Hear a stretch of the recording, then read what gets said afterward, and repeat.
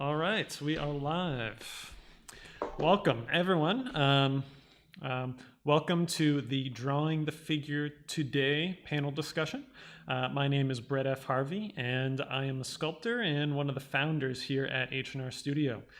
We are a studio located in Southwest Florida. We do all kinds of fun things here. This is my wife, Lauren Amalia Redding. She is the other co-founder here at the studio. We are really excited to have a couple fantastic guests here today. I'm going to be the producer, and I'm going to be asking a couple questions and trying to moderate this unruly crowd. I want everyone to know. I do want everyone to know that I have a speech impediment. I have a stutter, so sometimes I have trouble getting the words out. So as I read my introduction, just please take it easy on me in the comments. We've had some fantastic people watching so far, and nobody's gotten nasty on us yet. So it would be awesome to keep it that way and not make fun of the bald goofball with a speech impediment. So thank you. Oh my God. So we will be conducting this panel. Let me back up a second here. So first, I'm going to introduce our guests. We have Noah Buchanan, who you are seeing on the top of your screen, next to Lauren and I. And then Gabriela Handal, who is on the bottom of the screen. And these are two of the best drafts people around, and we were really excited to get to borrow some of their time for this panel. We'll be conducting the panel from now until 8 p.m., and then we'll open up the floor to questions from about 8 to 8:30. Please feel free to submit questions via YouTube's chat function, which should be on the right-hand side of your screen. Noah, Gabriela, and Lauren will first discuss how figurative drawing's impressive history proves relevant and is evolving in the 21st century. And then we'll delve into their own individual practices and what drawing means to them. But before we begin, we want to make sure you guys know that if this feed gets disrupted, censored, or pulled down completely, please just hang tight and be patient. Within 5 or 10 minutes, we'll have another live stream up and running. Sometimes censors get a little touchy with figurative art, and we've had some issues before, so we just want to make sure everybody is primed for that. So just log into our YouTube, or find our YouTube channel again, H&R Studio, and the feed should be back up then. I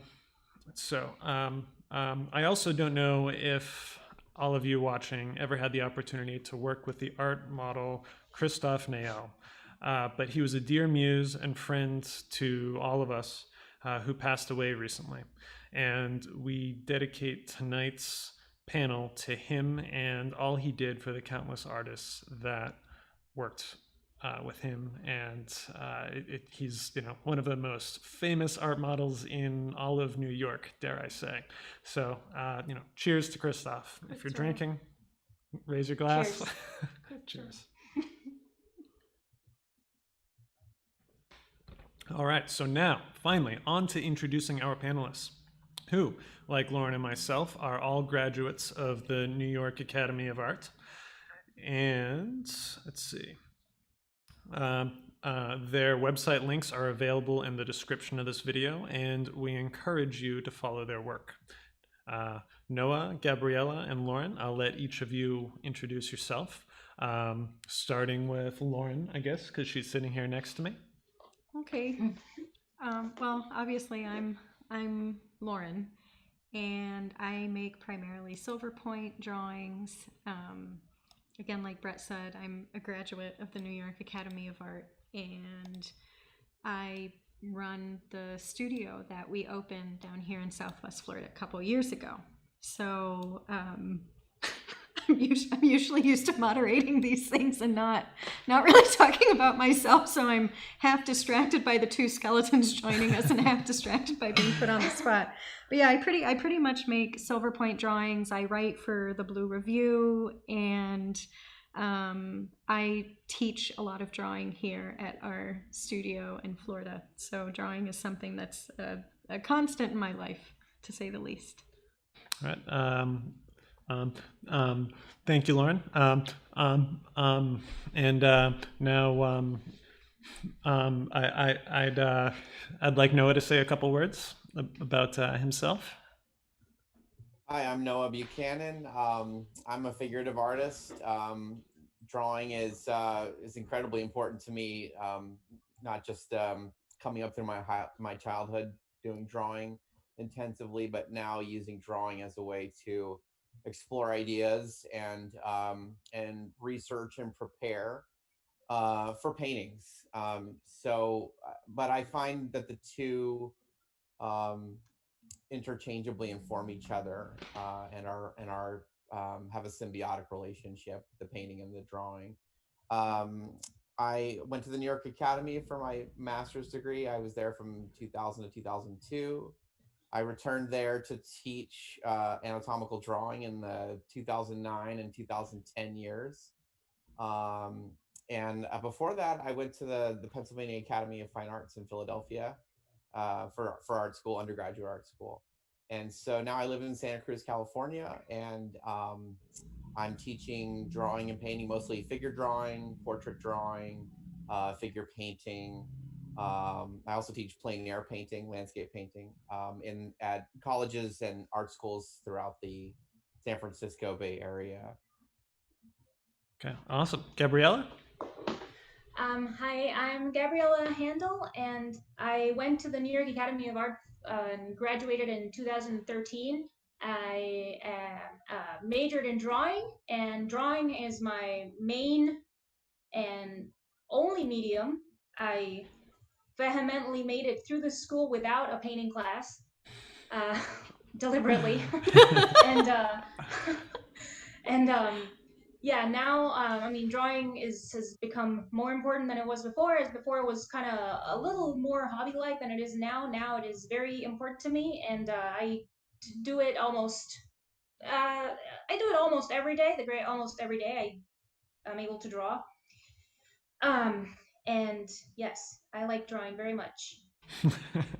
Great. Well, that is an important thing, and I think that's why you're on this panel. So, again, you both are incredible draftspeople, and you both make work that Lauren and I love to look at. It's always exciting to see when each of you have a new drawing that you're posting on social media. Make sure that you are following these two on social media. They are fantastic. So, even though I'm a sculptor. Actually, maybe more because I'm a sculptor, I appreciate solid draftsmanship, which seems to rest at the center of each of your practices. That leads us to our first question. When or how did drawing become a central part of your art? Again, I'm gonna let Lauren start with this since she is one of the co-founders here. You should be prepared to answer the first one. So. I think even I started studying art when I was relatively old. Like I in terms of formal instruction, it wasn't until I'd gotten into college that I kind of realized that was something I really wanted to pursue. I'm sorry, Mom, I didn't go to law school. But that would have been a disaster anyway. But I was always drawing as a kid. Like I was always that kid who, like, my parents always had to have I remember a drawer in the house with, scraps of copy paper and pens and stuff. And I was really lucky in that my parents really encouraged my brother and I to be creative, and to play with things and to make things and to use our imaginations. And I think we were really lucky that, I'm in my mid-30s, that we did not grow up in a time of constant screens and social media, because we had a lot of really organic, uninterrupted time to make things, you know, no matter how stereotypically kid-like, you know, if it's macaroni necklaces even, you know, those things were. So my family really, again, even though I don't know, you know, if anyone had really thought about going into the art as something formal within my education, you know, at least as a kid, we were always encouraged just to make stuff and just play. I guess they call it, like, you know, open-ended, I don't know, free range parenting now, but we had that, and we made a lot of things, and it's really fun to see as I'm older what my parents have kept. It's kind of horrifying, actually. And that worked really well, because again, by the time I went to college, I didn't think I would do anything like that. It just really wasn't on the radar. I was very lucky to get into a very prestigious school that was not an art school. And so I thought I would do something very different and much more liberal arts oriented. But during my freshman year, I was kind of overwhelmed by other classwork, and I thought, I'll take a painting class as an elective. That'll give me a lot of spare time to focus on everything else. And then what ended up happening is that I took the painting class and I was instantly smitten, and then I enrolled as an art major the next quarter. So, you know, it's kind of funny how that worked out. And then I graduated in the middle of a recession, so I went to graduate school right afterwards. So there was a pretty unbroken stream of introduction to art, and that always had drawing at the center of it. Again, even from just starting as a little kid with markers and ballpoint pens to getting older and realizing that no painting was going to work if I couldn't see and annotate the structure underneath it. So even though, again, I was pretty late to the game in terms of art instruction, I quickly realized that draftsmanship for me was the fulcrum of everything. And yeah, it all kind of went from there. So if my parents are watching, thanks. Yeah. So, yeah. I mean, I think drawing is kind of the most obvious place where, you know, most of our it's the most obvious place where, you know, most of us start. It's kind of the most accessible thing, and there's something kind of beautiful about just how simple and accessible it is. You know, I think we all have access to, you know, paper and pencils. You know, those are, you know, ubiquitous in our culture. Very egalitarian, so, yeah. You know. And sorry, I keep adjusting my headphones, but I'm just slightly ticklish enough that headphones are kind of. Sorry. Yeah. So that being said, I assume that both of you must have always been, you know, drawing, because you're just so, you know, fantastic at it. Am I right? Or Yeah. sorry. Gabriela, you go ahead. Oh, okay, thank you. Sorry. Yeah, I have definitely drawn in some capacity all throughout my life. Similarly, in a way to what Lauren was saying, in the sense that, like, my parents would just get me another drawing pad when I finished the one. So it was like that kind of an encouraging sort of thing. And I went to undergrad, and the focus wasn't necessarily drawing, but I mean, it was just kind of always present, you know, for school and everything still, but not as a focus, in the sense that I was able to major in drawing. It was like a generalized thing. Then after undergrad, I worked in a call center for several years, and in between calls, or sometimes during calls, I would be drawing. And so it has always sort of been, it's always had some kind of a presence. And then I was able to just really do a thing with it when I went to the academy, because I did not take any painting classes, but I was still kind of fiddling with painting, kind of, in a way. But then I'm not sure exactly why, really. Although, I mean, I definitely have a bias for the comfort that I feel with painting, with drawing, just because I'm so familiar with it. But I was just able to I don't know, discover more of what I could do with it, because I tried other materials, not just pencil over paper. which is what I used to do. I discovered charcoal and just more ballpoint over paper, and that, I don't know. I mean, it just, I don't know. It kind of like, I feel like that is probably when it really became like a protagonist in just like my artistic practice. And I hardly ever really do anything else other than drawing anymore. It's just, I don't know. I feel like I can both explore and communicate and study all of those things at the same time while I'm drawing, and then with when the drawing is done. Yeah. Yeah. No. Noah, I know that you said earlier that drawing, for you tends to be more of like a preparatory thing, more of a means to the end. And in that regard, I definitely, I'm a lot more like you in that way, where it's more of a means to an end, a form of study. Has it always been that way for you, or like has I mean, I assume drawing came first before painting, as it did for most of us. And Yeah, I have the same kind of origin story that Lauren described, and so no wonder we get along so well, Lauren. But I found it just kind of my go-to thing to do in early childhood. I think even at 5 years old, my memories are just drawing all the time, and um, I found it a source of playtime too. You know, it was my most fun, entertaining thing to do as a little child.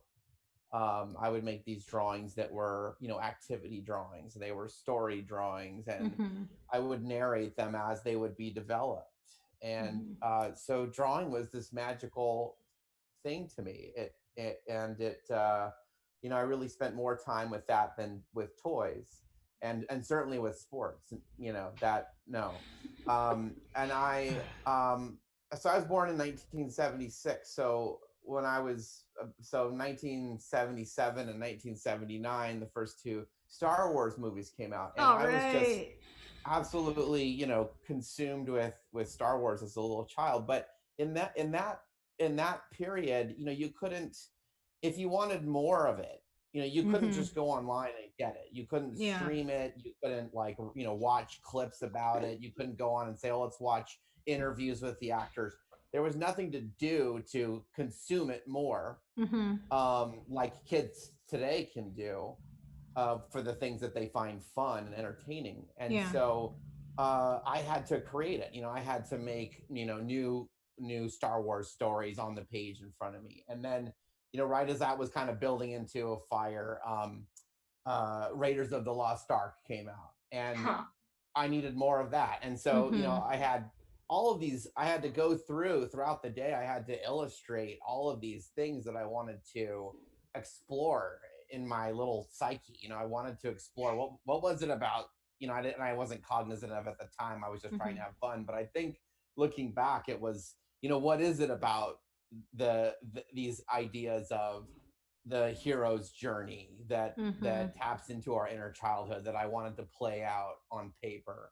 And what is it about the feeling of the divine confronting the mortal entity, that happens in Raiders of the Lost Ark? I mean, these things really spoke to me when I was little, and I wanted to explore that. And so and there was also dinosaurs, and there was ninjas, and these things just filled up, just like volumes, universes of pages, like you talked about, Lauren. The backsides of office photocopies that came home with my mom because we just couldn't keep enough paper in the house. So I was always drawing as a child, and I would do it not just for fun. I would do it when I felt scared or when I felt insecure. I remember getting hit in the face with a ball at Little League practice, and everyone laughing, and I got on my bike and rode home crying, and just straight to the table with the paper, just drawing, like almost like a little kid sucking their thumb. Yeah. And so it was a lifeline for me, not just in terms of psychological development, but also in terms of emotional support. Mm-hmm. um, so I always leaned on drawing, going up through high school. But in high school, I started to want to paint as well. Mm-hmm. But I tell you, and of course it evolves from there. But to this day, when I, every so often, every few months, every at least once a year, I feel like I want to check in with my drawing skills, and the most important thing to me is making them better. Mm-hmm. So I'm 45, I'm almost 45 years old, and I'm still asking, how can I be a better draftsman, and how can my drawings be as good as so and so's drawings, or how can I get to the next level of where I'm at. So it's still, drawing is this nucleus of who I am and what I do. And yeah, I can't make a painting unless everything's been thoroughly studied through the language of drawing. Wow. Yeah. That's Wow. powerful, and it makes sense because um, I've made comments in front of people before, like, oh, I should take that workshop with you or something, and they kind of look at me like, oh, she's the one running that studio, and she's the one teaching, and she's saying she needs a workshop, ha ha ha. And it's like, no, you don't understand. It's like the more you do it, the more you realize you need to keep upping your game as well, and learning and refreshing certain concepts and seeing how other people tackle problems. There is no finite level you get to and then you don't have to do anything else anymore. It just doesn't work like that. That's right. Yeah. And I often, it's kind of a cheesy analogy, but I think it bolsters my students up, and it's something they're familiar with. I can say, it's like martial arts, and there's these ranks and these levels that you move through, and in the beginning there's lots of rapid gains. But Mm-hmm. then you look at these great masters that have been studying the art form their whole life, and they don't gain levels and ranks until throughout for long periods of time. They go 10 years before they might see an increase in their rank, but they're always Mm-hmm. still moving forward on a path. So they're always students, really. Yeah. Right. Yeah. Yeah, that's exactly how I felt. I remember writing my my essay to get into undergrad, just like knowing that I was submitting to forever being a student. And yeah, I guess yeah, that leads me to something else that we wanted to talk about tonight was like I had this kind of obsession with working from life. So like I was very unlike you, Noah, and that I could really only draw what was in front of me for the longest time. It's relatively recently that I've kind of figured out how to work from my imagination. And Wait, in 2 or 3 dimensions? 2 dimensions. Okay. So I mean, well, I didn't really start making sculpture until later, but yeah, I wanna bring up the idea of working from life. Like how important is that to each of you? We'll start with Gabriela, maybe. Okay. What I didn't really experience drawing from life until I got to the academy. I don't know how many people know, but I'm from Panama, and there's there wasn't a ton of access to nude models. I remember in the time that I was in the undergrad, we didn't. I mean, I had a nude model maybe, I don't know, twice or something Mm-hmm. for just one class, and then the other times the models were wearing something. Mm-hmm. So I did not get to experience working from life in that and in that way until I got to the academy, where it was just like every week, more than Mm-hmm. one day a week, being able to work from life, and it was such a treat. Yeah. It is such a treat. It is such a privilege to be able to see the body in that way, because we there's like this disconnect. There's a disconnect between ourselves and between us and the human body, and our own bodies. I don't know. I feel like we're kind of in denial of the human body, and just for me being able to see it that way, it was just, and to be able to learn from it and draw it and study it and just be allowed to kind of like stare at a person and then be able to stare at my drawing to study what's happening on the body in that way. It was, it's really, it's a wonderful tool to be able to learn drawing even more. Since having graduated, I don't have the same amount of access to a live model, but I've always been able to work just fine from photographs and from my head. And actually, everybody I guess knows Wade, but he told me once, Wade Schumann from the Academy, he told me once, or he mentioned it in a class, I don't know, how they're all different muscles, and we should practice working all of the muscles, working from photographs, from life, and from your head. Because they all inform each other and they all strengthen each other, and they're all tools that we use in order to be able to make the work. Yeah, I like that. I talk about I use that analogy quite often when I'm just talking about figurative sculpture. It's people get really stuck in these in these very specific ideas and ways of working, and they're all tools. And I think you're absolutely right. I think Wade is right. Yeah, that you need to practice all of them, and they can all help inform each other, and you use them in different places and in different ways. So that's I know that you work that way too, Lauren. We host an open life drawing session here once a week at our studio, and so yeah, we're drawing from life once a week typically, and but you end up using a lot of photo references because lately you've been drawing astronauts, and that's we are in Florida. We're not too far from Cape it's a bit of a drive from Cape Canaveral, but it's hard to get access to draw those sorts of models. So how do you feel about that, working from life? I think that's, it's hard because I think it's the most optimal way to work, but I think in a lot of ways it can be the most unattainable. And when I went to undergrad at Northwestern University in Chicago, and it's an amazing school, but their art department was going through a really transformational time, and it was going heavily conceptual. So there really was hardly any opportunity to work from life. So I had to schlep my portfolio down to like an atelier in downtown Chicago in the weekends and try to get time in with a model there. But I didn't know what I was doing. I was just like purely looking. So Gabriela, just like you, by the time I got to the Academy, I was like, oh my God, there's models everywhere, like what do I do? And, oh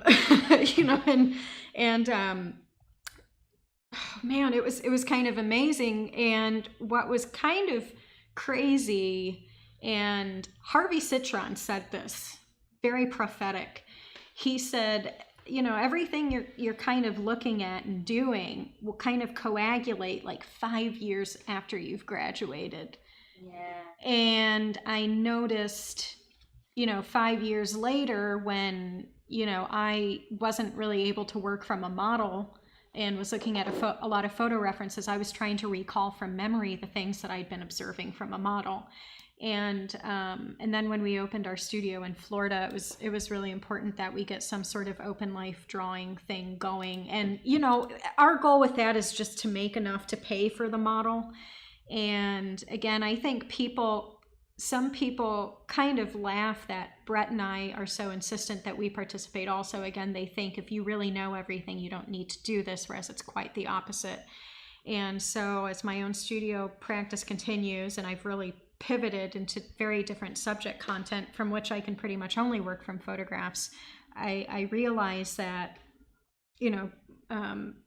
having the experience of knowing what structures and forms look like as observed by the naked eye versus as regurgitated through a camera lens makes it so that when I have to look at at a reference from a camera lens, you know, you can see what it's distorting. You can see where it, as a middleman, doesn't function with the same acuity as a human being. And it makes it so that, and again, I've been trying to work more from imagination. So use the photo reference for maybe the first 15 to 20% of a drawing, and then do the rest from imagination, and then maybe look back at the photo to double check things, especially as the imagery I'm doing right now is super, super, super technical. But again, it's huge because I'm drawing astronauts, and what are they? They're wrapped in big puffy suits. What's going on underneath? So it helps to know, like, that happening below everything, and at least knowing, like, this I can liken to a cylinder underneath. This is a you know, an ovoid shape underneath, and I've drawn tons of those, so I know just exactly how the light hits it. So even if it's ambiguous or the edges are way too sharp in this photo, like, I know how to kind of go back in and revert it back to what I hope is a more pure image. You know, again, Harvey said exactitude is not truth, and I think he's quoting Matisse. And I think working from life helps you approach truth, even if you're not, you know, even if you're using different kind of references later on. So that's my long one. Yeah, no.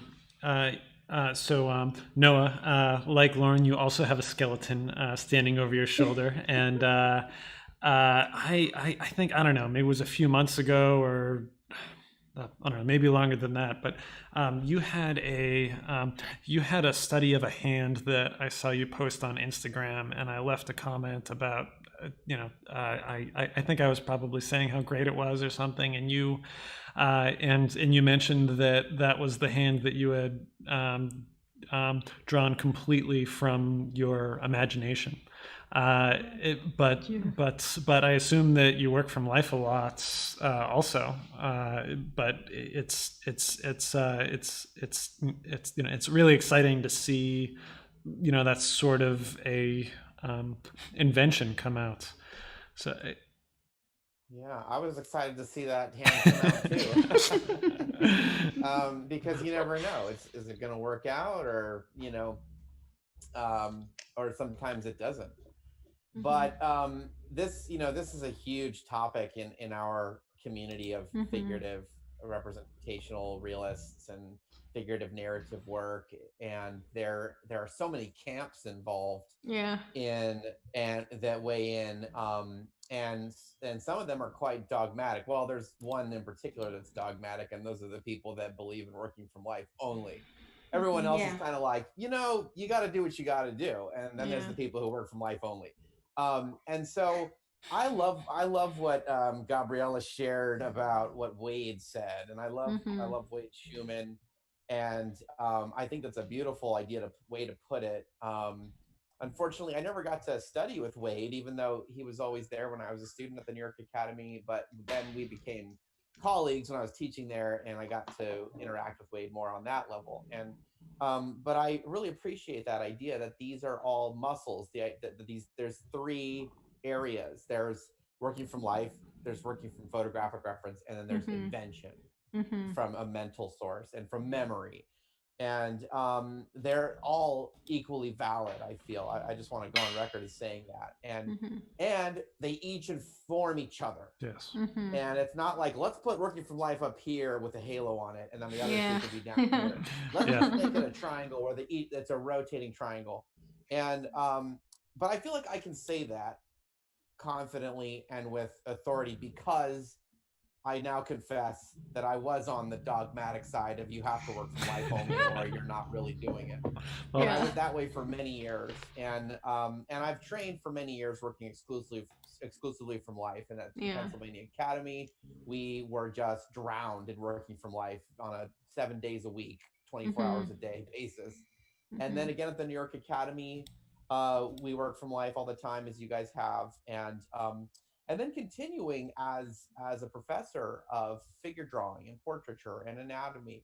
I'm constantly, I just sit down right with the students and I'm demonstrating. So I'm always Mm-hmm. working from life on a Mm-hmm. continual basis. And I get the model to come pose for me in the studio and just draw from life on a regular Mm-hmm. basis.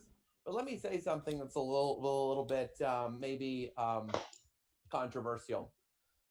Please. Drawing poses from life are boring.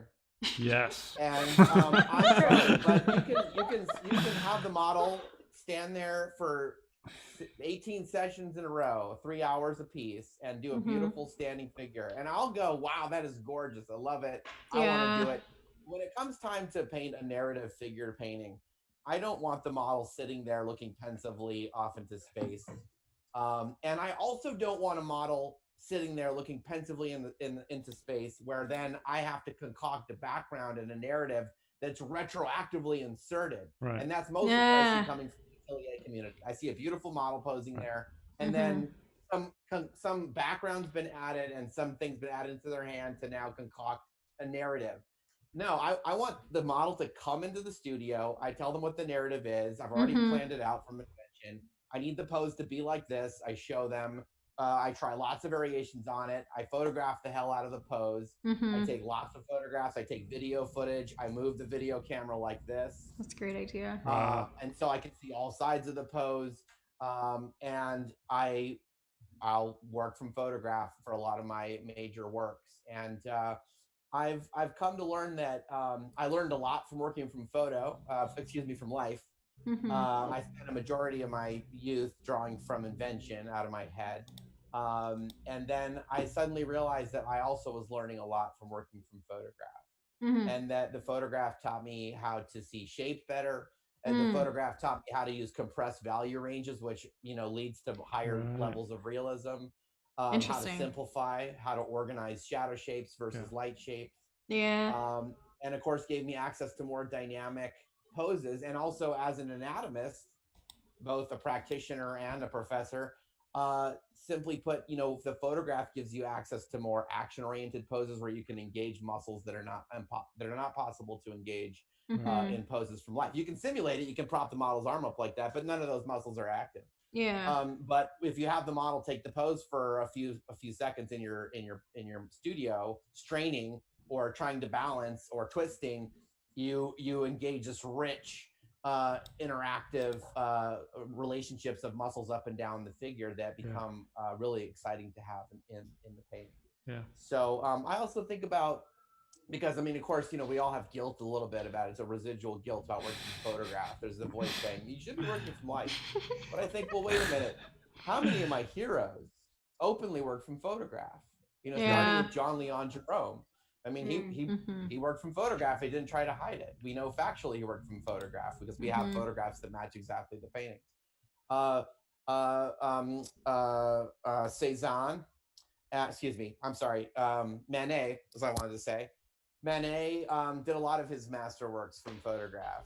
Mm-hmm. Olympia and Déjeuner sous l'herbe are absolutely factually done from photograph, because the lighting is the exact kind of lighting you see from a photographer's flash in the Parisian commercial studios of 1864, when they all opened up. All the Right. photography studios in Paris opened up in the year 1864. They hung their sign out and they started taking clients. 40% of their clients were artists and painters. That's fascinating. Yeah, and so a lot of Manet's works are from photographs. And amazing paintings like Joan of Arc by Jules Bastien Bastien. Lepage, posing in the Met. That's a photograph. Yeah. I think about my heroes, present day heroes like Bo Bartlett and Vincent Desiderio. No apologies for using photographic Mm-hmm. reference. Mhm. So I think it's important to be immersed in all these different modes of working. Right. Mm-hmm. I think, as an anatomy person, a lot of what I do does end up coming from invention, because I'm looking at a photograph and I'm thinking, oh, there's no information there. I'm just going to insert what I know. Yeah. And so a lot of times, we all have a lot of experience in anatomy here, I know, just because we've all gone to the New York Academy. but it's going to find its way to informing your work. So we translate the photo. I think we've all said that in different ways here. We see the photo, we know what it should look like from life, we know what it should look like conceptually because we've studied anatomy, and it takes place on the canvas or on the panel or on the paper, and it becomes art. So that's what I have to say about all of this debate about working from life versus from photo. You know, is that there's a lot more than just saying it that simply. You know. Yeah. Well, given what's behind you, you're definitely not a hypocrite. Yeah. So. Yeah. So, Gabriela, I see your work kind of verging on this on these Mannerist ideas, and those are the people that have been fascinating me recently. Once I figured out that so many of the old masters were actually working from their imagination. They didn't have models sitting in these contorted positions. Right. Yeah. They weren't like torturing their models, and that's that they knew enough of the structural anatomy to be able to start to make things up and manipulate things. Once I started to reach that understanding of anatomy, where I was able to work from my imagination. In that same sort of way, I became fascinated with the ideas of how you might stylize and sort of warp and twist things to suit your own ideas, the thing that you want to say. And so I see you doing that a lot with for example, I'm going to bring up the Supermodel 2 image that you provided us with here. So,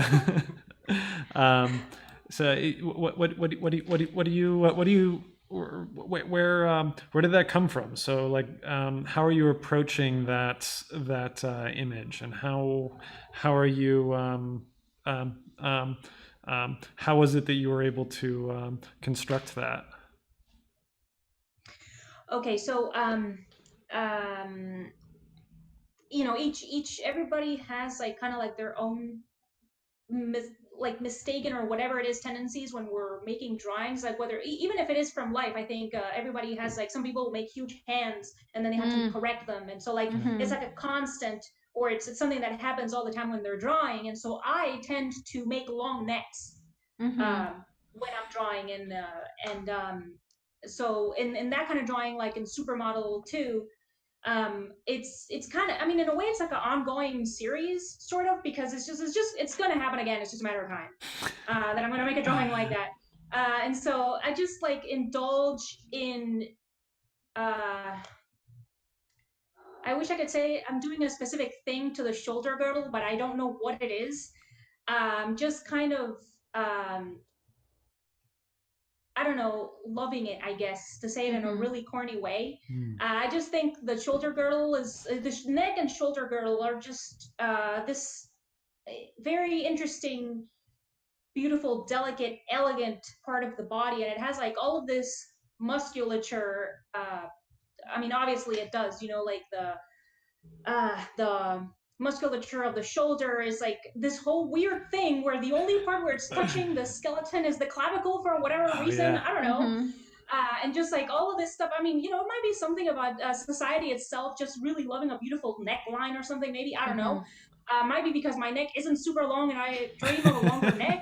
Whatever it is, it's I just really want to kind of adore this area and kind of convey that adoration by just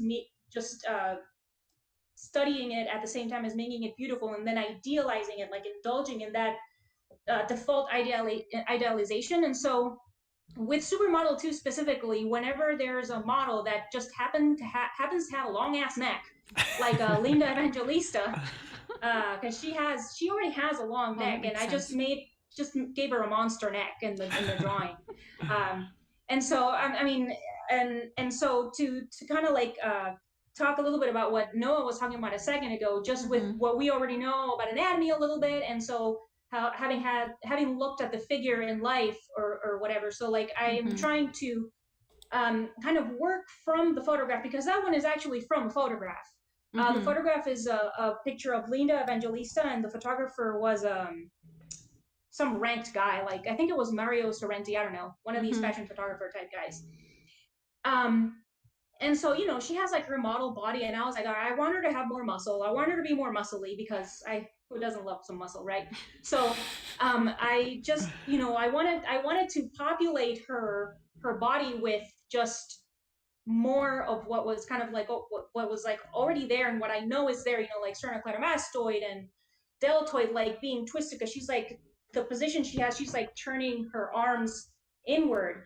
And so I wanted to give her like more muscle. And so, you know, I mean, I want to just talk about the muscle and the skin, and because there's much more stuff underneath there. You know, there's veins, and there's fat, and there's like the fiber of the muscle itself, and just like her gesture stretching her skin, and like the heads of sternocleidomastoid going into sternum, like the time, I don't know, there's like all of this stuff that's just really beautiful and fluid, like a river of all of this beautiful stuff happening in there. And I don't want to like get super abstract, or I don't want to sound like a cult leader or something talking about the neck. But it's just, I just want to, you know, talk about that musculature, and like convey the musculature, the surface of the skin on the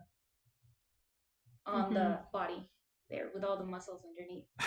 No, that makes sense. And it also picks up too, like, you know, Noah, you were talking about artists who were unabashed about using photos, and Gabriela, what you're talking about is the same thing that Parmigianino in the 16th century did, you know. And I think, again, that kind of goes to show, you know, there is a certain dogma associated with figure drawing, and again, you know, working from life and drawing exactly what's in front of you in the most literal way. But God knows, throughout art history, if certain artists had access to the technology we had now, would they even be artists? You know, I mean, can you imagine like the sort of photoshopping, you know, artists from the past would have done? So like, Gabrielle, I see your work and I think of Parmigianino, you know, but on the other hand, you use these very 21st century, you know, iconographic images, at least within our cultural lexicon, to achieve the same thing. So I think it really shows how figure drawing can bridge, you know, past, present. It really shows how timeless it is in a way. So I love Parmigianino, by the way. That's my personal bias. That's something that I think, like, you know, is, I think all three of you are really gifted in that, where you have all those different, you know, tools, so to speak. You know, you've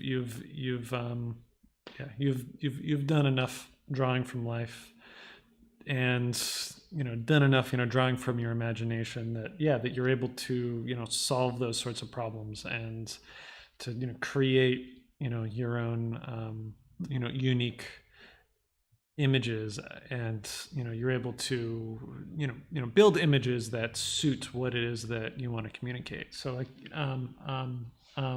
Lauren, I've been watching you,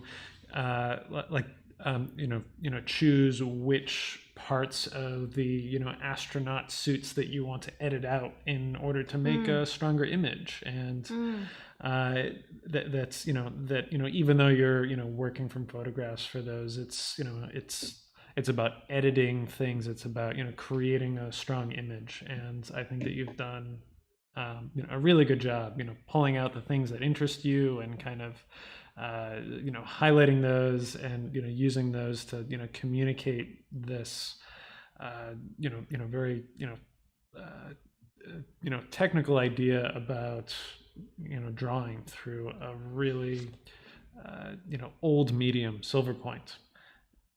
You know, you've been able to, you know, take this very old medium and, you know, use it to talk about a very, you know, contemporary idea, you know, space flight, and, like, you know, where we're going as human beings. And well, it all goes back to drawing eggs when I was in your class, Noah. I mean, to be honest, and full disclosure, like, I was one of Noah's students in 2010, and that was a transformational class for me. And my God, you know, like, I can't tell you how pivotal. That was a turning point. You know, I'd kind of been stumbling around blind drawing from the figure in life before then, and then I took that class and I was like, okay, this is what's bubbling underneath the surface. Like it's like the princess and the pea, and I'm like, oh, that's the pea, you know.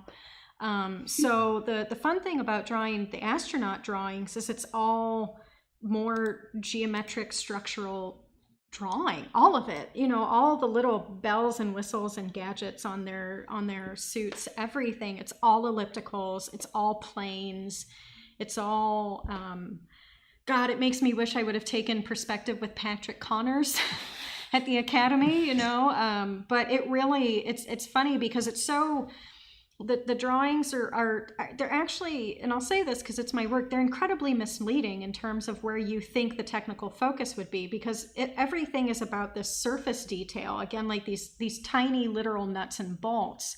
But you can't do a goddamn bit of that if you don't know what the hell is going on underneath it. If you don't know the skeleton and how those things move in space. Like Noah, you were talking about taking video of your models to see things from different angles. Like if you don't know how form and structure operates, again, if you don't see that tiny pea under all the mattresses, there's no, people are going to tune in at this point and think like we're talking about bedwetting problems or something. But, you know, the bottom line is you really have to know, you know, what's causing all those effects rippling on up.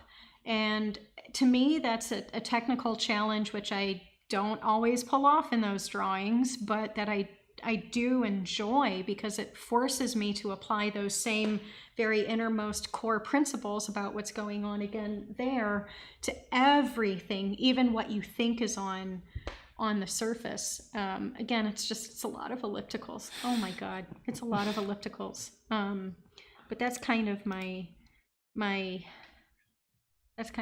about, and I haven't really done stuff like that. One of the images that Brett had up was an etching. I did a little series of etchings recently, and that was like awesome because you just have the line, you know, you're just really forced to consider everything.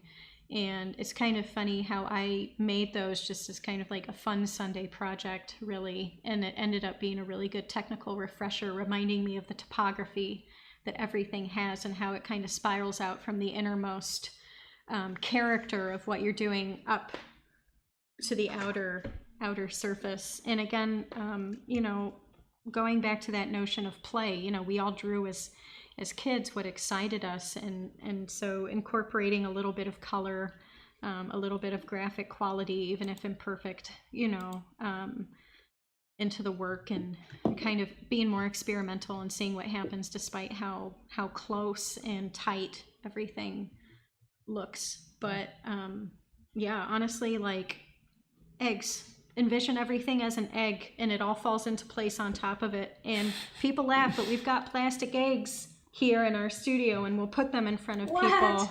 Yeah, you can order a bag of toy plastic, like it's like for kids to have a farm play setup. But okay. Yeah, we bust them out a lot. It's you know, it's rib cage, it's the thigh, it's the mass of the head, you know, and the skull. It's everything. It's everything. Yeah. So Noah, Lauren alluded to the idea that she got a lot of these ideas from you. So where did you get all these ideas that Lauren is so lucky to have been gifted with? So I'd like to hear like who your biggest influence was and how you kind of arrived at this idea of structural anatomy and drawing eggs. Well, it came from Martha Erlbacher, and she was got a call coming in here. Sorry. Oh, it's okay. Sorry. That's all right. Okay. Hopefully that didn't come over my. So she was a mentor of mine at the New York Academy when I was there from 2000 to 2002, and Martha Erlbacher passed away in 2013. But she was a huge force and presence at the Academy up until she retired in about well, I sort of filled in for I took over her class at the New York Academy. So I think she kind of retired around 2007 or 2008. And then I started teaching her class, which was anatomical drawing, in 2009 and 10. But Martha was of the mind that the artist really needed to know the form and the structure. And so she was very, I would say, very Florentine in her sensibilities, in that, you know, it was about concept first. You know, it wasn't about your perception of the model. It was about knowing the structure and the volume and concepts of how light behaves or should behave. And then the model was sort of second to that. And so, and then of course, she brought in the idea of understanding anatomy really intimately and letting that be the filter through which you see everything. So she was always explaining, you know, the mechanics of joints. You know, she would talk about a knee joint versus, you know, the humeroglenoid joint, where, you know, she talked about a ball and socket, and she would draw the mechanics of that on the board. And she was always trying to get us to think about those concepts. So I always think Florentines are, you know, Florentine Renaissance artists were really concept driven. You know, they had the models, but they were really trying to convey a concept that they were holding up in their mind about form and structure, about anatomy, about light behavior.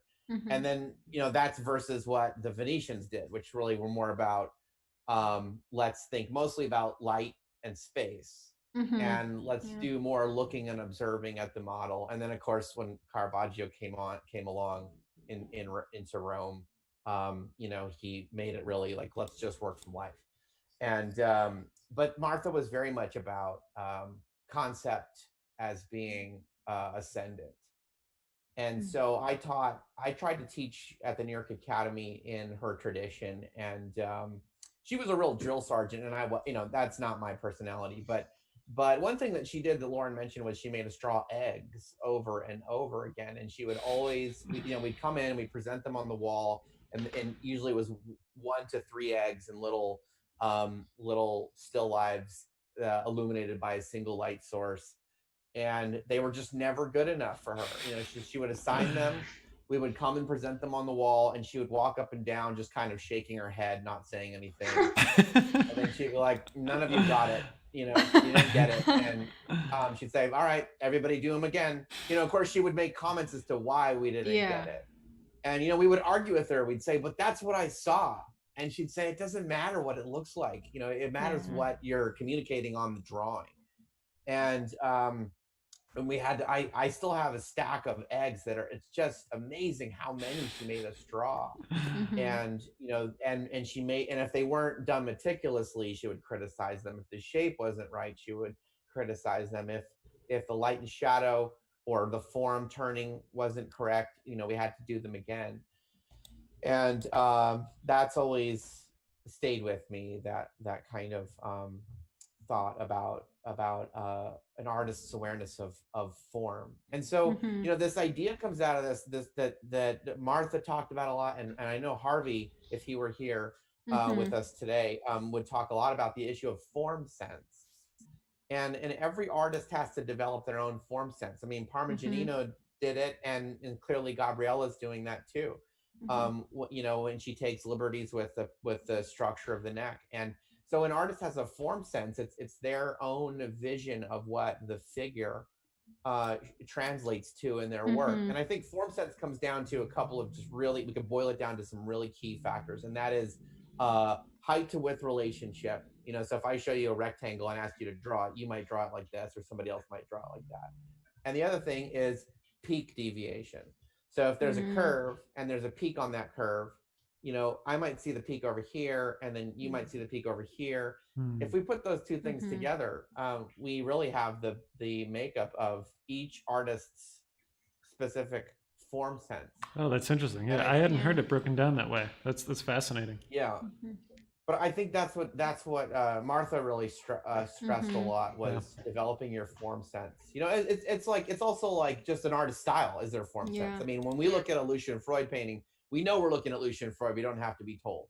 Yeah. When we look at Raphael, we know we're looking at Raphael because each of these artists have their form sense and they create their world based on their form sense.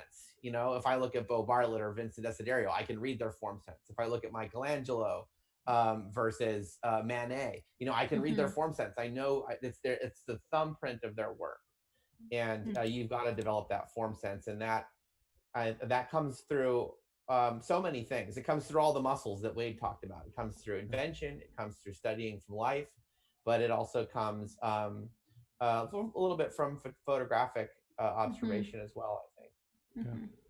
Yeah, I like that you mentioned Harvey Citron in there, because I know that he and Martha Erbacher were close, and it was actually something that Harvey said in one of the drawing classes that I was taking with him, that was kind of one of the biggest turning points for me, where we were drawing a model, and he was giving someone a hard time about, you know, including some reflected light on the backside of the model, and you know, and the person said, oh well, that, like, there really isn't any reflected light there. That's not what I see. And he's like, well, it doesn't matter what you see. And so he went into this whole kind of lesson where he, like, you know, pulled out a big sheet of foam core and, you know, created some reflected light on the backside of the model. And that was the moment when I started to understand that I didn't have to be limited by, you know, what I saw in front of me, and that it really does come back to, you know, utilizing all these different tools, like, you know, using your imagination, like, you know, knowing those structural ideas, and you know, and then, you know, if you have those tools, then yeah, you can use a photograph. It's you know, it's about knowing how to, you know, balance all of those things in an intelligent way. So I just want to say that we are at 8 o'clock right now. So we have hit our limit, and we have a couple comments coming up on the YouTube chat. And I want to apologize if there are people out there that aren't seeing the chat bar. Try closing this window and opening it again. We had a setting in the wrong place with YouTube, and our chat bar was not activated at the very beginning of this live stream. So if you're not seeing the chat bar and you want to ask a question, we do want to hear from you all. We have a few comments coming in. Let's see. Pim Power says, fascinating to hear. I'm teaching drawing foundations at NJCU right now, and this is really relevant. So, Kim, we are really excited to hear that. We're just, you know, we're thrilled that that Noah and Gabriela took the time to hang out with us tonight, because this is the sort of stuff that we just want to talk about all the time, and it's really fantastic through Zoom that we can do this. We're hearing from Daryl Smith, a former guest of ours on another panel discussion. Daryl. I love that talk of form sense, and yeah, Daryl, thank you. Form sense is something near and dear to my heart. So I just I can't get over what you said, Noah, that idea of, you know, taking that rectangle and, you know, the width, you know, how we might perceive that, and then, like, you know, where we might see that apex of the curve. That's it's something that really blows my mind. I think we have to distill it down to find out, you know, what is the essence of form sense, because people want to know, how do I have, you know, how can I have that? Yeah. And I will say that, you know, that's where I think the danger of too much photographic conditioning comes in. Is that if you are hyperly lens based in your practice of art, then your form sense becomes the lens. Right. And you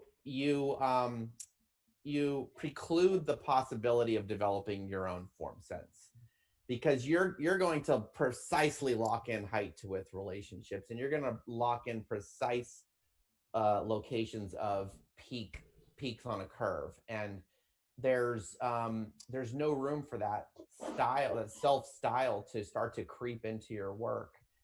So you see this when artists, maybe some artists that project photographs and trace them off, or artists that grid photographs, and then they'll make a grid on the photograph and they'll make a grid on the canvas, and depending on how small and how tight that grid is, I've seen artists that do big fat grids just to kind of quickly get things in a rough place, and then I've seen artists do tiny little grids. And when you do a tiny little grid like that, I think it takes away your form sense, because you're just now really copying what the lens is telling you to do. Right. And the form sense is so beautiful. It's our thumbprint of our voice. That's why you can I can put up 3 drawings: Raphael, Michelangelo, Leonardo.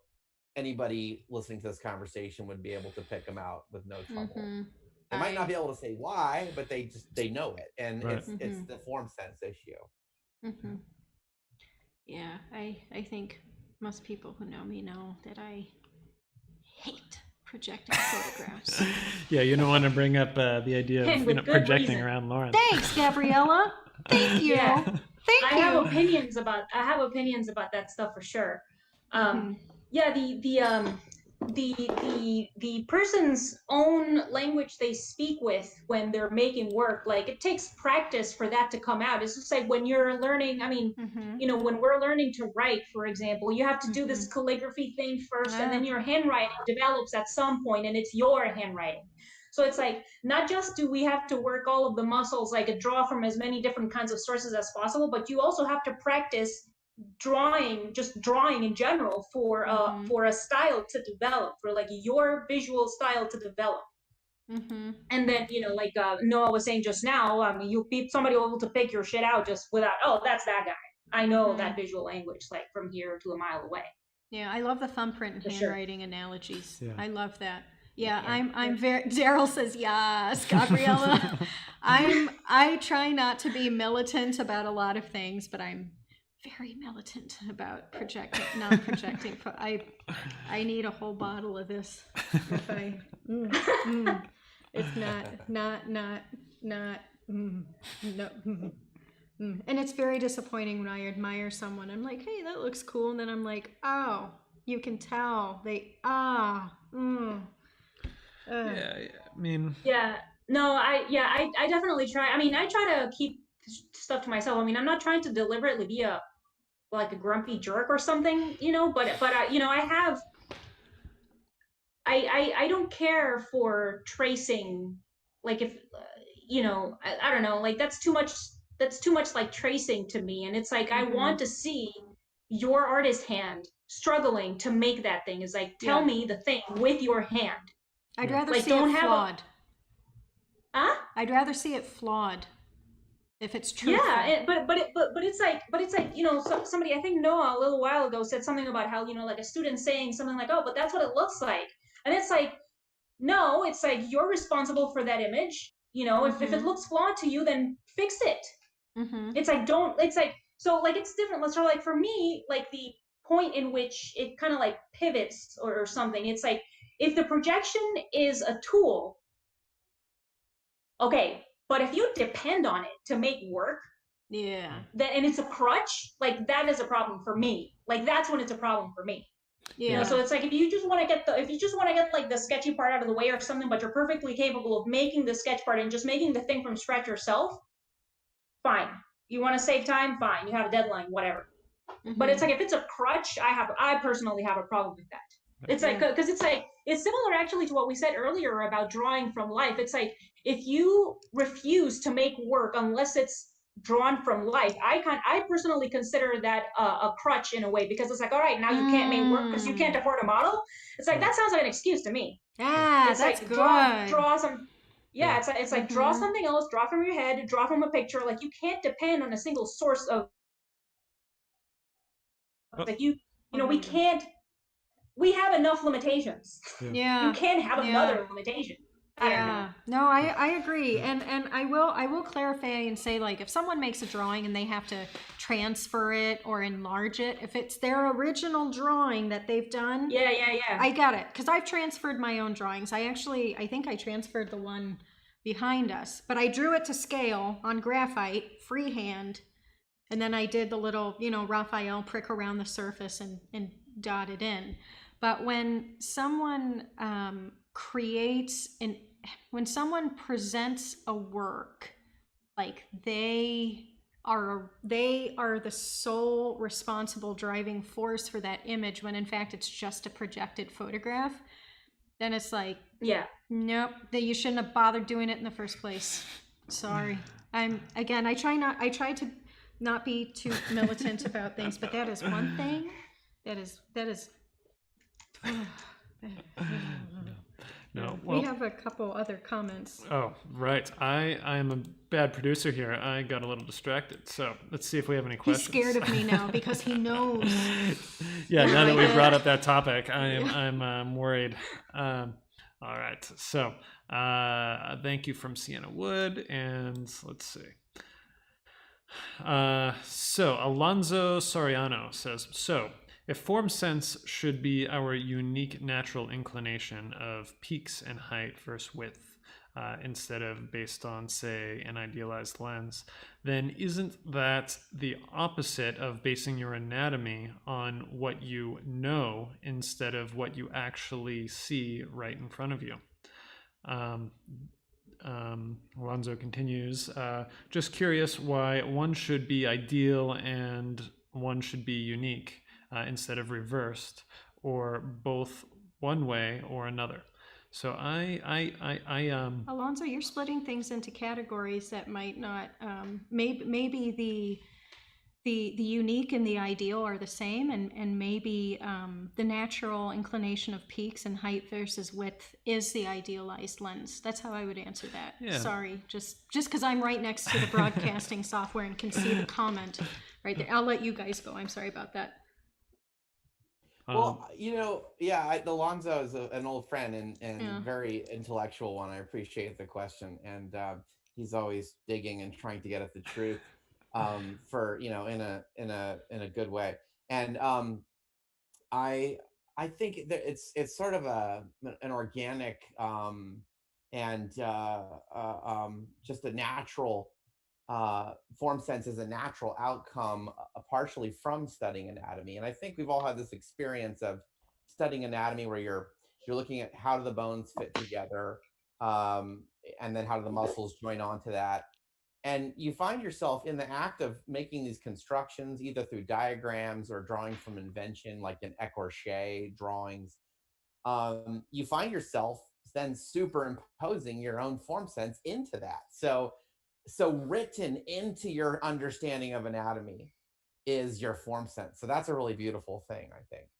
And you can see it in any artist / anatomist. When we look at the anatomy studies by Leonardo, they are just completely written on his form sense. Same with Michelangelo. So your form sense is going to be the lens, hopefully, through which everything passes. And then if I sit down and I say, let me try to draw the hell out of this model as accurately as I can. I'm going to measure every damn thing. You can't do it with that. You can't escape your form sense because you think you're seeing perceptual truth, but in fact, you're unknowns to yourself. You're actually secretly biased.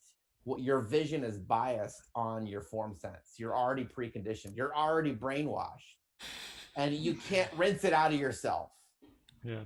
So you might sit there and say, I'm going to draw the ideal picture of perceptual truth, but it's going to be filtered through your form sense, whether you want it to or not. And because I try it all the time. I sit down and say, let me try to take my perceptual accuracy to a higher level today. And I'm going to hire the model for 3 to 4 sessions, and I'm going to do a drawing from life. And I'm just going to, measure and really try to get away from what I think, my preconceived notions of structure and form are. I'm going to really surrender to my vision here and to what the model is showing me. Mm-hmm. And I look at that drawing a couple months later, and it still looks like one of my drawings. Why is No, why doesn't it just look like a drawing, a good drawing? Yeah. It looks like one of my drawings, and so why? Well, it's form sense. Yeah. So I think form sense, it stains everything we do and see in a good way. Mm-hmm. And that's, I think, the answer to Alonzo's question. It's a great question that he submitted. Yes, it is. Yeah, and I think you're right. Like I think that we have a built-in lens that we cannot, escape from. And, you may think, well, like, if you're trying to be totally truthful, like, to life, and you're trying to, escape your own sort of lens, you might, pick up a camera. But, even then, like, you have choices to make. Like, do I want to use, the 50 millimeter lens? Do I use the 200 millimeter lens? Like, and I think it's kind of analogous to that, that it's, we can't escape that lens that is kind of baked into our brain and, intercepts the image in between our eyeballs and, the back of our skull. Yeah. Mm-hmm. Gabriela, what do you think to answer that question?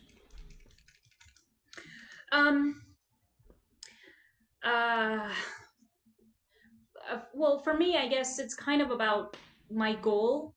What is the goal I have with the drawing that I'm working on? Sort of. So if I want to be super realistic or something, then, I mean, that's going to kind of dictate the outcome, the final result, how the drawing ends up. But no, I mean, I definitely agree with Noah in the sense that one's own form sense. I mean, what I'm understanding from that is that it's kind of like your own, like your handwriting in the drawing, like your personal handwriting, like your personal visual language in the drawing is going to come through, no matter what you're working on or what your source material is or what medium you're using, kind of like it, because it's your language, it's your voice. It does depend. It does kind of depend on what. In my case personally, it depends on what I want to talk about. Like if I want to talk about if I really like a top lit portrait and I want to do like talk about what is like in the shadows or like convey the eye socket that is like just covered in shadows. In that case, that's kind of gonna dictate what I do. I guess for me, it just depends on the goal.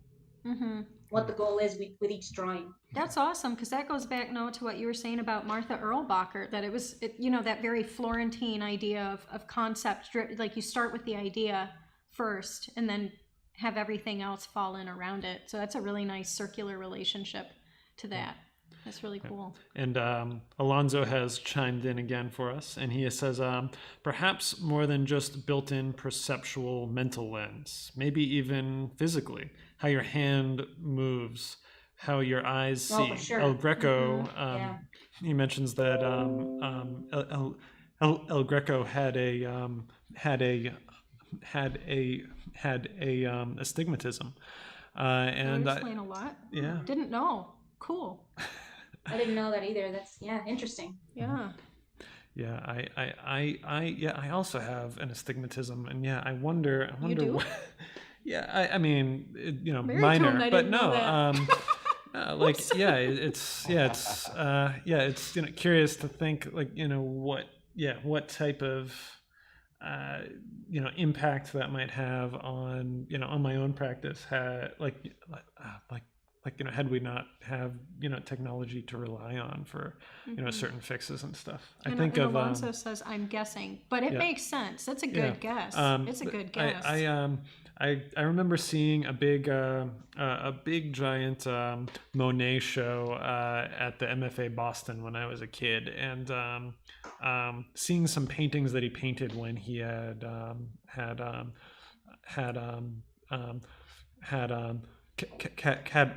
cataracts and was nearly blind, or he was basically colorblind, and he was asking for tubes of paint by name, and it's really interesting to think about what sort of perceptual limitations we have, and Yeah, I'm not sure where I'm going with that, but yeah, yeah, I think we're just so lucky to be able to live in a time where we have access to all these different things that can alter our perception. It's yeah, it's really fantastic. So Alonzo, thank you. And I also want to point out that Alonzo says that Noah was in his wedding, so that is a pretty fantastic claim to fame. Cool. Yeah. So let's see. Let me see if I had one more question here. So is there anybody that each of you admire? That's something that I meant to touch on, and we we talked a little bit about influences, but is there somebody that you admire? Maybe somebody that has a completely different approach to things, that you feel like might influence your work. So Lauren, I know that you I mean I know that you kind of like myself are often attracted to work that's very much different than your own. Is there someone that's making drawings that are completely different than your own that you really admire? Anthony Van Dyke's. Yeah. Like, a lot of people think he's just like frilly little noodle fingered 17th century Rubens protege portraits. To a degree, yeah, but the Frick collection had an exhibition of his portraits a few years ago, and in the bottom, like, there's a basement level to the Frick. They had all his drawings. I assume down there, because there's no sunlight to like damage them. And I was amazed at how, like, without sounding cliche, how modern they looked, how sketchy, how unfinished, how unresolved. Like, you could see his hand just moving across the paper almost without lifting. And it was such a total 180 from what his paintings looked like, and yet so much more fascinating, because I see Van Dyke as almost a darker predecessor to Rococo. And I kind of hate Rococo. Like, I'm not as militant about Rococo as I am projecting photos. But still, like, Watteau and Fragonard could draw like crazy. They were amazing draftsmen. And Van Dyke... And Boucher. And Boucher, yeah. And Van Dyke drew not... to me, drawing is an investigation, first and foremost. Drawing is an investigation. There's nothing flippant about it. And whether or not you end up with, like, a pretty finished product is not... It's kind of negligible. And I realize this is incredibly hypocritical from someone who works in silver point, which is a very tight medium that requires a lot of premeditation.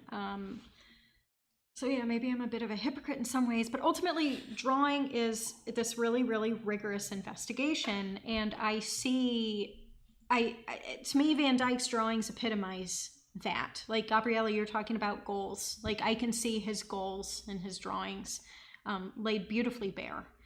And to me, they actually look like, tiny Michelangelo-esque scribbles. And that's another thing. We have a couple catalogs of Michelangelo drawing shows, and we show people certain sketches, not the more finished ones, but just like just the movement of his hand on the paper. Again, going back to eggs, like, it sounds very foundational, but these are concepts that the longer you're at this, the more you have to keep in the forefront of your mind. He's just going around and letting these lines coagulate into these ovoid, eggy forms.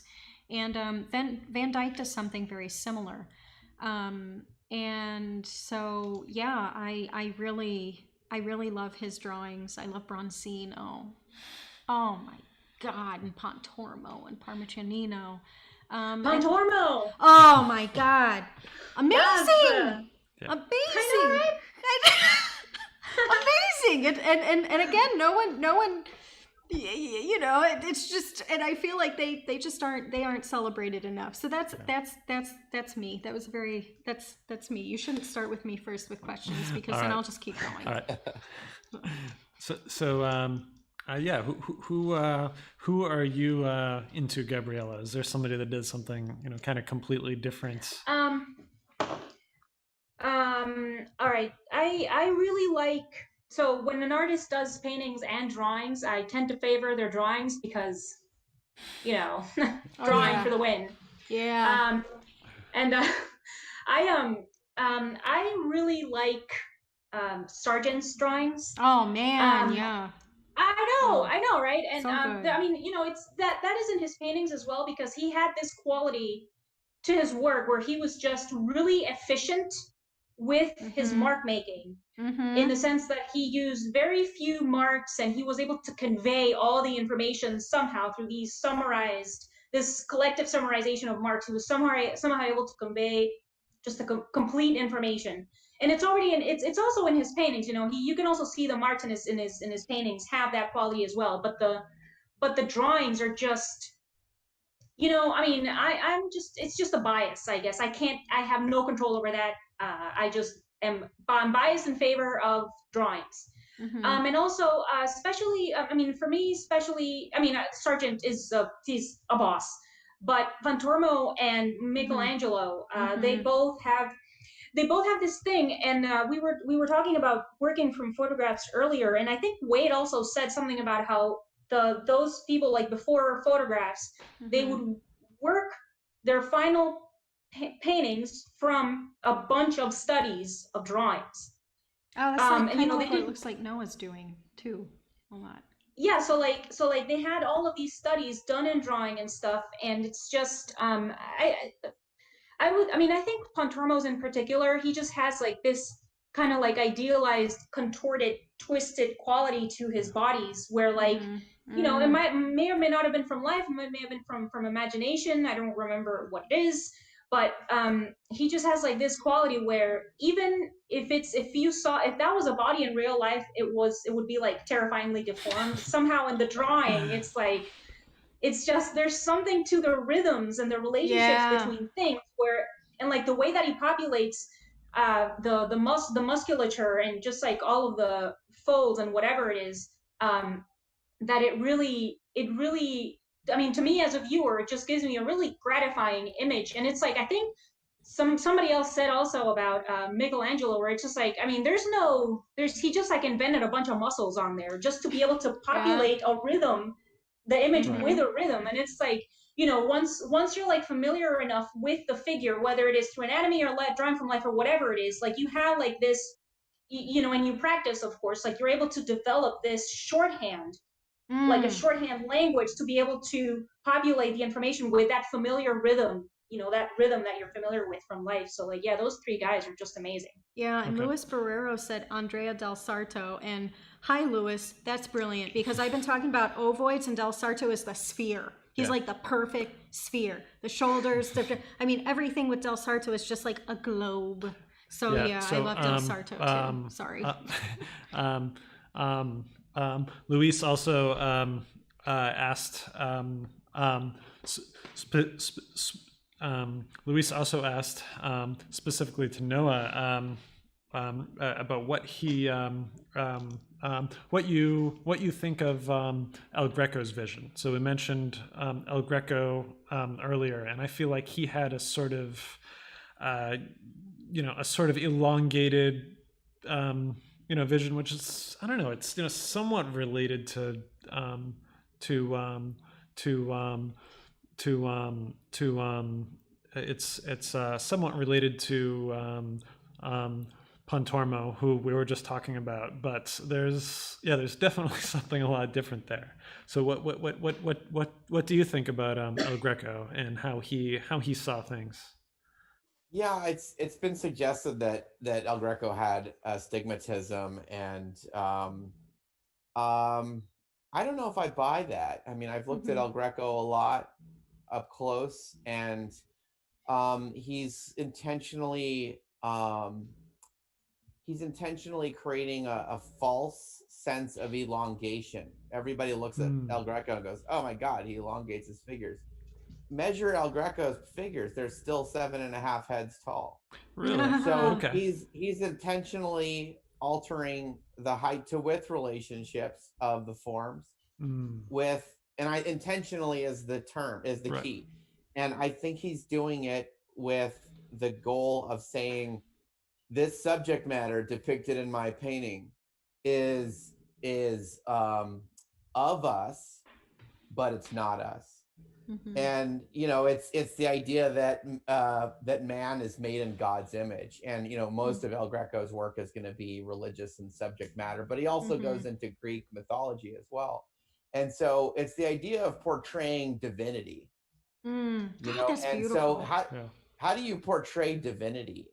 We want divinity to look like us, but we also want it to be greater than us. And so one device that's been used by mannerists, like everybody that's been mentioned so far, Pontormo, Andrea del Sarto, not so much Bronzino, but Michelangelo and Parmigianino. They have a specific intention behind their proportional logic of the figure. And so I think with El Greco, I think he's got a whole intention behind the style of the way he portrays the figure. And That makes a lot of sense. Yeah. That's But beautiful. I love you guys took all the good answers as far as the influences go, because I'm a big fan of Pontormo. And I one of my favorite places in Florence is Chiostro dello Scalzo. And it's a small cloister of frescoes that are just painted in sepia and white. And they're actually painted by both Andrea del Sarto, who's the lead artist on the project, and his assistant Pontormo. So and as you look at the wall, you can go through each figure and say, okay, that's Pontormo, that's Oh Andrea my del Sarto. God. And it's one of my Lovely. yeah, it's one of the best gems in Florence. One of the reasons is that the tourists don't know about it, and they also are really sympathetic to artists. So if you show up, they will pull out a bench for you to sit on. Really? And I went last summer. I was there, and they even pulled out fans for us. They put fans on us while we were drawing. Wow. So we were all drawing from Pontormo right off the wall. Oh my God. So those are really big influences and favorites. And it's cliche, but I can't get away from a deep-seated love of Da Vinci. And I think it's because he was it's like the first book that was given to me when I showed any kind of promise in making art. Somebody slapped Kenneth Clark's Leonardo da Vinci book on me, and I started copying the drawings out of it, and especially Da Vinci's drawings. They're really haunting, and he's doing a unique thing. He's different than Michelangelo and Pontormo. He was a Florentine, just like them, same period, but it's like he broke apart and said, yeah, but I'm really interested in optics.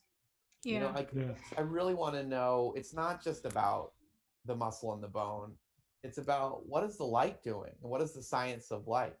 And I think that Michelangelo and Pontormo were more interested in the forms of the figure, the anatomy of the figure, stylizing the figure. But Da Vinci had his own thing going on that made him unique. And so, yeah, I think he's even if I feel like I go through fads where I'm really into so and so, I think Da Vinci's always there at the heart of it for me. I like the way that you describe Da Vinci's interest, because me being a sculptor, I've never been into him at all. I've always been way more drawn to somebody like Michelangelo, but Sure. But that's just because I like to make things in clay, and I think that's a fantastic. I think that's a fantastic explanation. I hadn't quite considered that perspective. So. Who don't you guys like? Yeah, anybody you don't like? Because I like to hate lots of people. So I want to hear who other people hate. I usually get in trouble because I don't like anything. That's the fun part of the conversation. Yeah. Now the comments section in the chat's gonna blow up. Right. Yeah. Well, I really. Let me say, because we brought them up before, the Rococo artists. Watteau and Fragonard and Boucher have some of the best figure drawings I've ever seen. So let's say that first before we completely trash them. But what they did with painting is just like, in my opinion, is horrendous. I mean, I'll say like the Frick collection is one of my favorite places in New York City. And there's one room in the Frick that I don't care to go in. Oh, and I that is know. the Dragon Art room. And I almost just like don't ever go there at all. And if I do, it's quickly, just passing through. But yeah, I really don't care for the Rococo painters, at least what they did with painting.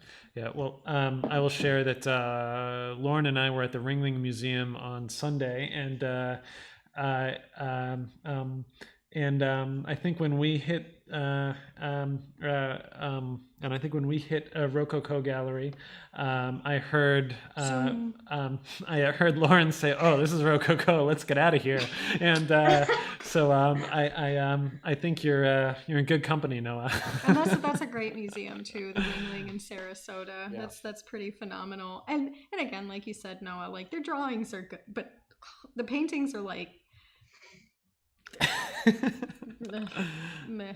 And I'll throw a controversial one out there. I am not a huge fan of Vermeer. I can appreciate him fully, but and it's not because, again, we were talking about people who may have worked from cameras and, and his whole use of the camera obscura. It's because even despite that, no matter what the light looks like in Northern Europe, the paint just looks goopy to me. It's blobby. It's blobby. There's no, and I understand not everything's going to be crisp. Again, we were talking about working from a photo, and cameras do tend to create a lot of really sharp, flat edges. But something about Vermeer, I just always want to push that value range a little bit more and just tighten some things up. I don't know. I think that's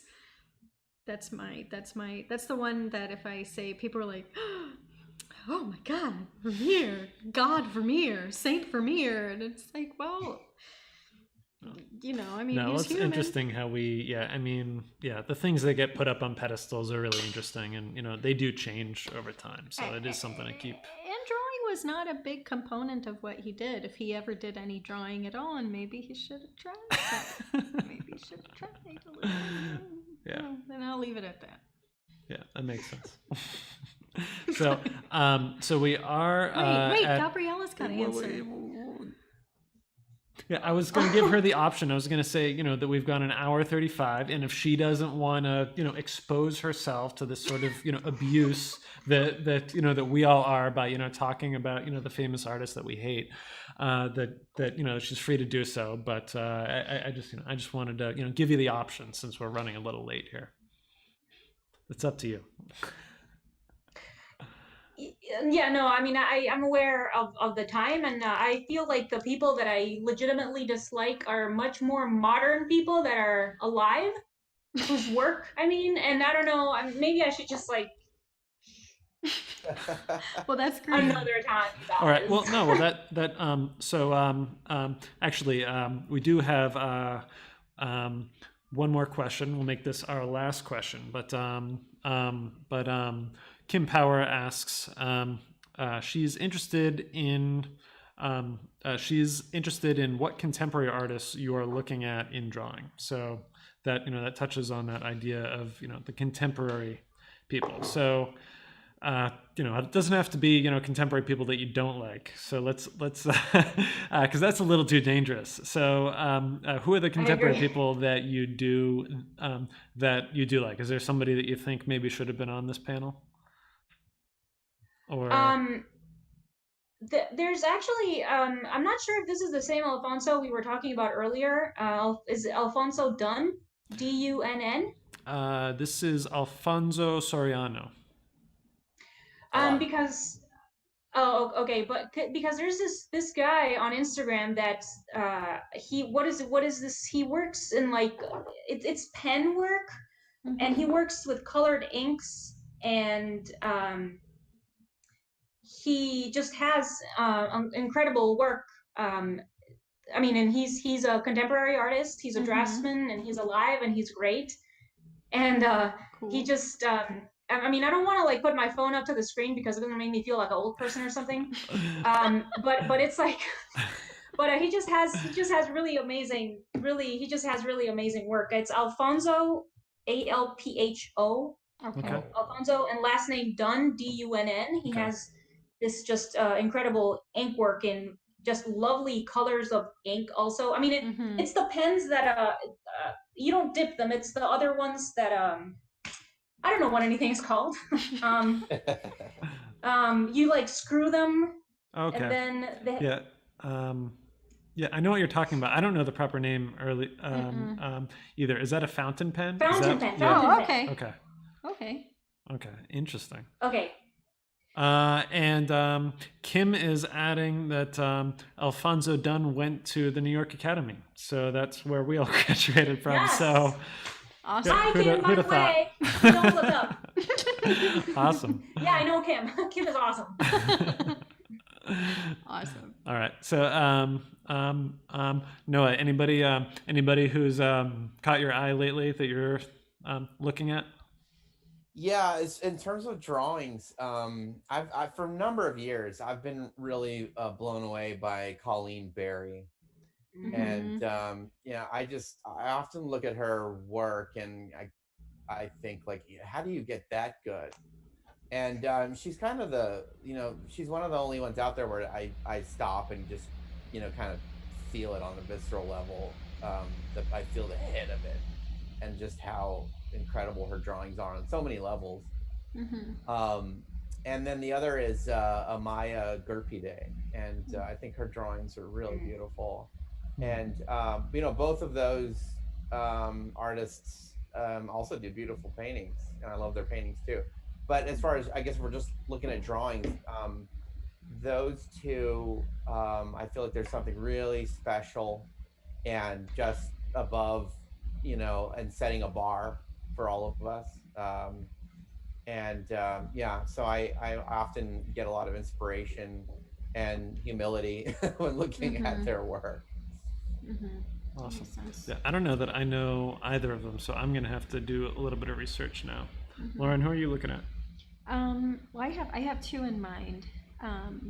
The first is a woman named Sherry Wheat, Cheri, and then Wheat spelled like wheat. She's actually married to Ted Schmidt. So full disclosure, Ted was my thesis advisor.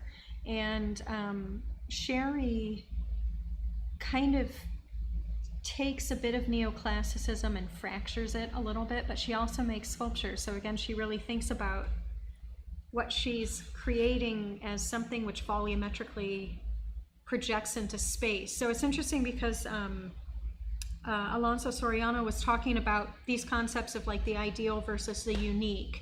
And Alonso, when you mentioned that, I immediately thought of Sherry's work because I see her as synthesizing the two together. She does a lot of really beautiful things with color washes and lines that get tight and then just kind of dissipate. And for the same reason, especially the line work, I love Rob Plater. He's another NYAA graduate, and his work is a little bit more, I would say, urban inspired. He's done a lot of murals and things around New York, but his line work is unbelievable. Like, if you want a lesson in line weight, like look up, I think on Instagram he's at TMO Plater, but I've admired Rob's work for a really long time. And that's Christina's? Yeah. Yes, he can draw. Oh my God, his work is amazing. Damn. Like, his line work is just like, what? I know. It's like I want to see him do something like woodblock prints or something. Like the line that translate. He's just it's incredible. It's incredible. So again, how Sherry kind of synthesizes like the ideal and the unique, and then how Rob just handles line is really, really unbelievable to me. Really, I mean, just I look at both of their work and I'm just, just like, wow. Again, it's that's interesting really because I feel like they kind of complement each other in the sense. I mean, because I mean, I looked at Sherry Wheat's work, and I mean, I know Rob's work. Yeah. I own his work. Okay. And it's look like at you. Yeah, I'm really proud of myself because it's like, I mean, I've been able to, that's besides the point. The thing is that Rob's work, it's like almost exclusively linear, but with the line weight, he's able to, with that line weight, the relationship between the line weights in the drawing, he's able to convey just like this complete, gratifying, finished image. And so, like the Sherry Weed, I just looked it up. It's just like she's hardly linear at all. It's like there is like some line there, but it's not like the main protagonist of the work. It's like there's also smudges, there's like smears, and there's like all this smoky stuff looking on there, and it's just like really. It's like, yeah, like what we were talking about earlier. It's like everybody's language is like so obviously just like splattered all over the page. It's pretty great. Yeah. So that covers the, again, like I like work that I can't think of many like silver point artists when you ask me, but like that's terrible. Maybe it's hitting too close to home, but what I like tends to be very, very different than and Rob's work again is kind of why if I won Powerball and just had all the time and money in the world to do whatever the hell I wanted, I would be like, okay, I want a proper print shop. I want to get into etching. I want to get into lithography. Again, the way line work translates from something like silver point, and you can't see in the drawing behind so well, but it's all hatch marks, the whole thing, and so doing like an etching plate is it's a different surface, and the burin is different, and I know it's going to be a mirror image later on, but the language is the same. I can maintain my handwriting. I can maintain my handwriting going from one medium to the next. So it's Gerald says, Lauren, who's the other artist you mentioned? Ted's Sherry Wheat, Cheri, and then Wheat, Wheat. Maybe Cheryl. She goes by Cheryl also. But yeah. No, on Instagram is Sherry. Is that Cheri? Yeah, awesome. Sherry Wheat. Yeah. Awesome, fantastic. Well, wait a minute, Brett. Who don't you like, real quick? Oh, geez. In terms of, let me think about that for a minute. Yeah. So we got a sculptor. Yeah. So I was about to offer that I don't like Rodin just because that's the person I usually kind of default to piss people off. That I just don't get into him. But in terms of drawing, I'd have to think about that for a minute. Jeez, you caught me off guard here. Now you know how it feels. Just kidding. I guess let's see who's drawing that who's drawing don't I like. I'm gonna look across our studio to our bookshelf and see if there are any drafts people up there. I was just Wayne Thiebaud makes nice drawings. Yeah, well, I was just Wayne Thiebaud, like the pie man, pie cake man. Yeah, we have we do have a Wayne Thiebaud book on our bookshelf, and that's what I was thinking about. I was just criticizing him last week with a student who I'm working with drawing, and I'm all about form, and I just can't get away from that. So when I see Wayne Thiebaud, who is a fantastic artist who I really like, I was looking at one of his figurative drawings, and it's just all these kind of straight lines that had nothing to do with the form underneath, and it just made me kind of mad, and I had to put him down in front of my student, and I felt a little bad because he is a fantastic artist, but I'm a stickler to form, and that's part of why I appreciate all of you, all three of you so much, because you really do get that form, and as a sculptor, that gets me excited. That's why it's good to have the viewpoint of a sculptor as well, which is why I wish we had originally wanted Harvey Citron to be here tonight. Unfortunately, that didn't work out, but we have to figure out a way to get Harvey to speak about draftsmanship, going from 3D to 2D and everything which happens in between. Yep. So. Well, I think that is the end of I think that is the end of our panel. I just want to thank everybody who tuned in. We had an awesome time hanging out and getting to talk to these two. So make sure you give our channel make sure you give this video a like and subscribe to the channel. That would be a huge help. We do have these panels every once in a while, and we're just excited to be able to connect with the people that we miss from our days in New York and other places, and to people that we've met along the way. We're just really excited to get to have these sorts of conversations with lots of different people. So if you want to hear more, make sure you follow us, and make sure you follow Noah and Gabrielle. Links to them should be in the description of this video. So thank you both, and we will see you next time. Thanks, everybody. Thank you, guys. Really enjoyed Thanks, being guys. here. Thanks, Lauren and Brett, for hosting this, and I feel honored to be a part of it. Thank awesome. you. Yes, thank you for everything.